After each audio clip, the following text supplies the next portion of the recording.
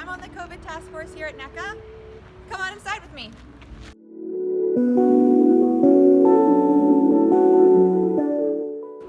Here are some of our COVID guidelines. We make sure all of our students and staff follow these at all times when in NECCA. They include wearing masks at all times, maintaining 6 feet of distance, washing our hands, and keeping our hands away from our face and eyes. Here's one of our cleaning stations. We have hand sanitizer and spray for our mats.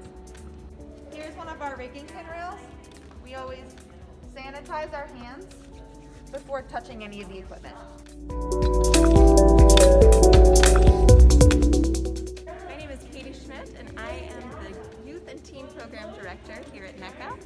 We're really excited to continue to offer classes and programming for our young community members. In the Youth and Teen Program, we maintain social distancing at all times and we sanitize our hands before touching everything. We can't wait to see you in our camps and session classes.